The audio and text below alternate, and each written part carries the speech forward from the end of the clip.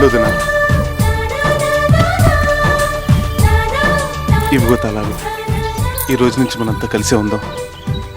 ఇన్నాళ్ళు డబ్బు కంటే విలువైంది ఏదీ లేదనుకున్నాను.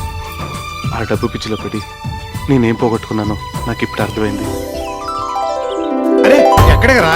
కూర్చో ముందు. ఇదేంట్రా నన్ను నీ సీట్లో కూర్చోబెట్టావు? ఈ రోజు నుంచి ఇది నీ సీటు, ఇది నీ షాపు. జాగ్రత్తగా బిజినెస్ చేసుకో. థ్యాంక్స్ రా తమ్ముడు, చాలా థ్యాంక్స్ రా. ఏంటిది? అయ్య బాబాయ్, వీళ్ళెవర్రా? మన షాప్ లో పనిచేయడానికి వచ్చిన బ్యాండ్ మేనేజర్ రూపోళ్ళా? కాదు, మన స్టాఫ్. ఇక మీదట వీళ్ళంతా యూనిఫామ్ లోనే ఉంటారు. రేయ్, ఈ రోజు నుంచి మీకు ఎవ్వరికి ఇక్కడ జీతాలు లేవు. నువ్వు మారిపోయావు అనుకోను, ఇంకా మారలేదన్నమాట. మీకు ఇచ్చే జీతాలు కాదు, లాభాల్లో వాటాలు. నిజంగానా? అవునన్నయ్య. ఇక నుంచి క్లబ్ కట్ట మానేసి శుభ్రంగా ఈ రైస్ మిల్ చూసుకో. ఇగో తాళాలు.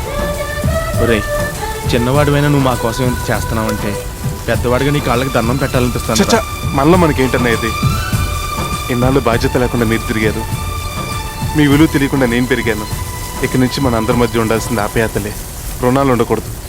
అలాగే నువ్వు ఫ్రీగా వాటర్ ట్యాంక్ కట్టిస్తావు, బానే ఉంది. అనాథ పిల్లలకు స్కూళ్లు కట్టిస్తావు, బానే ఉంది. రైతులకు సహకార సంఘం బిల్డింగ్ కట్టిస్తావు, బానే ఉంది. చేతులు తడపకుండా పర్మిషన్స్ ఇమ్మంటావు. బానే ఉంది. అదే బాలేదు. ఏంటి తడిపేది? పక్క పర్మిషన్ ఎప్పుడో వచ్చింది మా అక్క. ఏయ్, నా పర్మిషన్ లేకుండా నువ్వు పర్మిషన్ ఎలాగిచ్చావే? నువ్విచ్చేదేంటి బోడి? చైర్పర్సన్ ని నేను. అయితే మాత్రం నీకేం తెలుసని నోరు మూసుకుని లోపలికి వెళ్ళు. ఆ పని చెయ్యాల్సింది నువ్వు.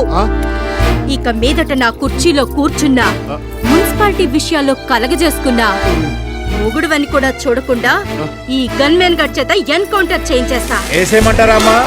ఒరేయ్, అవునమ్మా, మీ పనులన్నీ మీరే చేసుకుంటే ఈయనేం చేస్తాడు? వంట చేస్తాడు. నాకు వంట చేయడం రాదు బా మరిది. మంగ టైర్ దగ్గరికి వెళ్ళి 4 రోజులు ట్రైనింగ్ తీసుకోండి. నీ ఏమో దాని టాపిక్ ఎక్కడెందుకు రా, పద. ఎక్కడికి? అంట్లో ఉండదు ఉంటాడు నీ బాబు రా.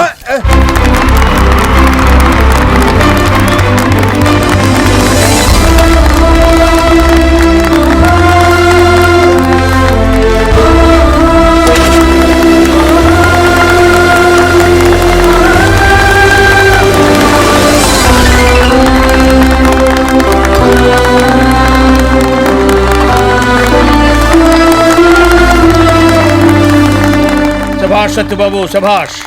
ఇప్పుడు నువ్వు అత్రి వెంకటరత్నం గారి కొడుకు అనిపించుకున్నావు. నీ కోరిక తీరింది. మీ కోరికేంటి? నేను ఈవేళ ఈ స్థితిలో ఉన్నానంటే దానికి కారణం మీ నాన్నగారి. ఆ మహానుభావుడు దయ వల్ల చదువుకుని ప్రయోజకులైన వాళ్ళల్లో నేను ఒకటి. అలాంటి మహనీయుడి కడుపున పుట్టిన నువ్వు డబ్బు కోసం ప్రజల్ని పీడిస్తున్నావని తెలిసి బాధపడ్డా. నీ అన్నల అలవాట్లు చూసి ఇలాంటి కొడుకుళ్ళు కన్నాడేమిటా అని అందరూ ఆయన్ను తిట్టుకుంటుంటే విని తట్టుకోలేకపోయాను. అందుకే నా కూతురు చేత ఇక్కడ బ్యూటీ పార్లర్ పెట్టించి నువ్వు తన వెంటబడేలా చేశాను. నిన్ను కట్నం అడిగాను. ఊరందరి చేత బహిష్కరణ నాటకం ఆడిచ్చాను. హాస్పిటల్లో నిన్ను ఇన్సల్ట్ చేసి మాట్లాడాను. దైవ నిర్ణయము, పైలోకాల్లో ఉన్న మీ నాన్నగారి సంకల్పము, నీకు జరిగిన యాక్సిడెంట్ నీలో ఇంత గొప్ప మార్పును తీసుకొచ్చింది. ఈరోజు నీ గురించి, నువ్వు చేస్తున్న ఈ మంచి పనుల గురించి అందరూ చెప్పుకుంటుంటే విని ఎంతో ఆనందించాను. నీలాంటి వాడు నా కల్లుడైతే నా కూతురు సుఖపడుతుంది. అందుకే దాన్ని చేసుకోమని నిన్ను అడగడానికి వచ్చాను. ఏంటి ఆలోచిస్తున్నావు? కన్యాశుల్కం గురించా? నేనే 4 కోట్ల కట్నం ఇస్తాను నీకు. నీ కాళ్ళు గడికి కన్యాదానం చేస్తే ఆ మహానుభావుడి రుణం కొంతైనా తీర్చుకోగలిగిన వాడిని అవుతాను. సారీ అండి, నేను ప్రణతిని చేసుకోలేను. నేను మరో అమ్మాయిని పెళ్లి చేసుకోవాలనుకుంటున్నాను.